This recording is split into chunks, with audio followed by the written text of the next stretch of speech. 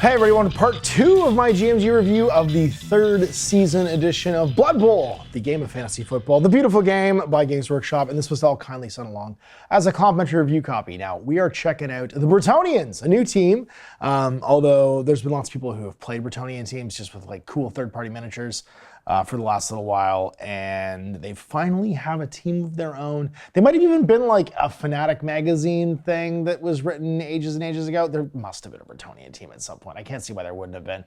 But official miniatures and a lovely new issue of Spike to detail it all. You do get 2 frames, obviously, in this box set, and you don't get the Spike magazine, but handily enough, they do put the team roster on, the quick reference sheet that comes in the box. This is extra outside the box set, just saying that for the review. But because it has the full team outline, I'm going to talk about it in relationship to the new team. So double frame, this does fall under, I mean, it's a new team, so it doesn't really change anything for them, but this does fall under the new, if it doesn't come in the sprue, it's not in the list sort of format for team making, which means 3 linemen, 3 positional players on each frame, 6 total, 6 linemen, and then 2 each of the positionals. So that means 12 players, and that's going to be Squires, who are your basic linemen, all with Wrestle, a lovely new additional skill. And then a Knight for 3 different positions. So the different positions are going to be Grill Knight, who is kind of your blitzer, a Bretonnian Knight thrower, who's your thrower, and a Bretonnian Knight catcher, who's your catcher. Now they've all got nerves of steel, except for the blitzer, who's just there for hitting things. And yeah, and so the catcher and thrower are going to ignore being marked for their pass and their catch skill, which is really, really cool. You have Dauntless on every single Knight. So if you have a higher strength, because they're all strength 3, that you're trying to block even with like a multiple block or like a blitz order or blitz action, you will roll d6 and add to your strength. And if it's equal to or higher than the strength of the thing that you're going up against, your strength goes up to meet it. So you're always going to be doing like an equal block as opposed to having yourself be at a disadvantage, which is neat. And then you got catch and pass, of course, on the thrower and the catcher. And steady footing, which I think is, I don't know if it's a new skill, but I haven't seen it before on a human team. And that is a 6+ save against being knocked down for any reason. So whenever you're knocked down, be it from being hit or from going for it, rolling a 1, anytime you would get knocked down, roll a die. If you roll a 6, it's ignored. And you don't cause a turnover. So dude just has like a potential to like walk off being turned over, which is really interesting. And I guess that's from the Blessing of the Lady.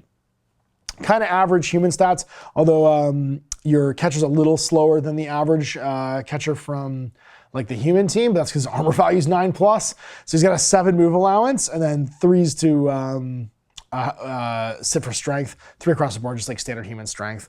3+ for his agility rolls, 4+ for his pass, 9+ for his armor. The Squires have an 8+ armor and Wrestle, a 3+ agility and a 4+ pass. Now Wrestle is if the player performs a block action or is the target of a block action. If the both down comes up, they can choose to use the skill, and if they do, both players in the block action are placed prone, regardless of any other skills. Wrestle basically overrides somebody else having blocked during both down, which is neato. It makes them just like extra defendy, because you know what I mean? You go down swinging if someone comes after you. And at 50K, they get a skill, which is cool. They've got general, and then secondary skills are going to be agility and strength. They get agility and general for the Bretonnian Knight catcher with his catch, Dauntless, and Nerves of Steel. And then the thrower is going to have Dauntless, Nerves of Steel, and pass. So let's just talk about that for a second. Nerves of Steel meaning that like you can't tag him out during a pass. Dauntless meaning it's very hard to not have this guy maybe escape potentially, because you're just rolling for a push, right? If you're rolling for a push on 1 dice and your Dauntless goes off, that's obviously not great. That's a skull. I don't like these dice already. Oh my God, it did it again. Oh my God, both down. Or that's a smash for the block. Push, there we go. We're just looking for pushes here. Pushes should be 3 of these. 1, 2, or no, 2 of these are pushes, that's right. So a third of these are pushes. We should be able to get a push relatively often. And Dauntless is going to mean that you're hopefully able to, like a third of the time on that 1 die, if you're needing to push somebody off you to get away and throw, or to go pick up the ball even, be able to do that. And then your thrower obviously also has Nerves of Steel for chucking out of a pile. So if you manage to get the ball back from a scrum, you won't have any penalties when you throw it out afterwards. And the Dauntless, again, allowing him to maybe fight his way into where he needs to or push someone off of him to get away, and then maybe do a moving pass on top of that. Pass lets you re-roll your throws, and obviously catch lets you re-roll your catches. And then that Ground Knight, Steady Footing, Dauntless, and Block.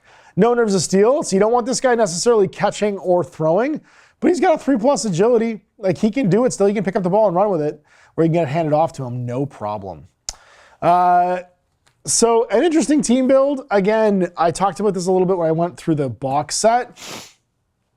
With the prices the way they are, and only getting 6 positional players, you're almost never, and like unless you're playing like a deeper than $1 million gold roster campaign, like if you start with more than $1 million, you probably wouldn't start with both your throwers. They're usually the second higher of your positionals, but you're gonna start with both your catches, both your blitzers, because you want them earning experience right away. And that means like your investment in your core roster, it's gonna be $300K for the linemen, and then $170 for your catchers, $250 for your thrower. That puts you at $550, and then another $190, right? So $650, $740. You can get $840, $940, 2 more or 4 more Squires if you want, although you won't have them. You only have 6. So you can max out all 6 of these guys already and still have room for a whole bunch of rerolls. You get everybody in this roster, and it's just the box. And that's real interesting. Like you get a significant chunk of a 12-player roster and still have room for rerolls. But you won't really, like the only thing that's gonna flex is, can I have more Squires?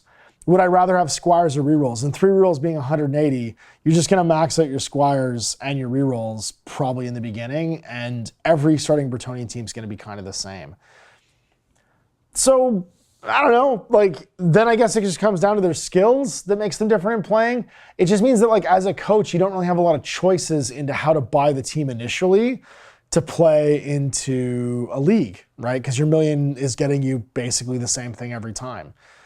Because, yeah, 190, 350, 350 plus 170, 450, 520, 820, and then 3 rerolls is exactly $1 million. You get the whole squad. The whole squad and 3 rerolls is $1 million crowns. And that's just 1 box. So from like a easy to play starter set point of view, that's cool. You just need the box and you've got your starting team. I need to somehow find 10 more linemen, I guess, if I want a full roster. Well, I guess it wouldn't be 10 roster because you get 16 maximum. So if I need 4 more linemen, maybe they'll sell some 4 resin linemen or something from Forge World that I could have to max out my squad and get me different models. They are nice enough to make sure that when you build your miniatures, each of these models builds 2 ways. There's alternate heads for everybody. So when you go through the build options, you can see here there's 2 heads for this blitzer. One makes him a Grail Knight. Actually, they both make him Grail Knights. There's 2 for the catcher, right? He can have this head, like these head toppers are basically all different. And the same for the thrower, 2 different heads. So I'm never gonna have the same player twice. Like their poses might be similar, but they're gonna have different heads all the way through. But that's really the only difference in my team. My team is gonna be pretty much the same as the starting team no matter what. So, I mean, the good thing is, cool starting team, because it's really easy to play the roster. I don't know what the challenge level is going to be. Also, they didn't put tier numbers in here anymore, which I found interesting. They didn't tier 1, tier 2, tier 3 these, which I was surprised by. And they didn't do it in the core rulebook either. Unless the stars over top is the tier. No, the stars are all the same. I was like, maybe the number of stars up here will be the tier, but they didn't put tier numbers. Unless I'm just blind and I've missed it. Special rules, none. Yeah, just the rules. So the Bretonnian League didn't get a tier number in here either, which I assumed it would, but it's not even in the core rulebook. So let's talk about Spike. Yeah, no tiers. So tiers appear to be maybe there's a list later on in the book that has them all listed instead of putting them on the teams. But tiers are basically how easy is the team to play. I was gonna say this would be a tier 1 team if it, just from the point of view like building it, because it's kind of an intro level team. So there we go. Again, it's gonna the background for the team's gonna be in here. Why do Bretonnians like playing it? Well, occasionally the lady shows up. Occasionally, and then the worse that the odds are for the team to play, the more likely the lady shows up. And so the Bretonnians are obsessed with playing Blood Bowl because it gets the lady to appear to Knights. And then we got our roster, of course, the Brown Barons. This is the color team here for like a historical one. And what I thought was neat is later on top of like the pitch special rules, right, for the castle courtyard, the ruined splendor of it, an ornate ball and a blessed ball. A player gains a steady footing skill and my ball and loner 2+ trait while they have possession of the blessed ball. In addition, they gain foul appearance skill while in possession of the blessed ball on account of the shining holy light they're infused with. And then the ornate ball, if the players start the activation with an ornate ball, at the end of the turn they're still in possession of it, roll a d6 and a 1, they become distracted as they try to figure out the secret work of art in their hands. If you're on the courtyard pitch, you get -1 to your rush attempt, so if you're trying to go for it. In addition, if a player is stalling at the end of their activation, do not roll to see if the crowd takes action. It automatically throws a large rock at them. And then Castle Courtyard, whenever an armor roll is made for a player that's knocked down, you get +1 to the roll because it's hard on the ground. So that was neat. And then we get a special Bretonnian weather table, wildflower fields. The peasant is revolting. Just the usual extra Blood Bowl shenanigans. But there's a neat, different, oh, and then some starting rosters here. This one, I just talked about this one. The Wall, it's just the box set. So, yeah, 3 rerolls and the box set's 1,000,000 gold pieces. If you want some fans and an apothecary, you lose a reroll basically and a squire. I don't know why I'd ever do that. And then some rules for some advice for team development on top of that. Some core setups for playing the game. I like that they do this in here. And then a historical match between them and the Musial Nashers, which is a vampire team, because they were assured this is another Bretonnian team, but unfortunately the Baron of Musial became a vampire. And I thought that was a cool little hint to some old world history. Some ads, and then a nice color section. Ask Lord Borak, the mail-in, and then a color section for the Barons, which, I mean, great. So yeah, a bit confused, honestly, but this just comes down to, I don't know why they don't want to sell more box sets. Let me make my positionals, count deeper.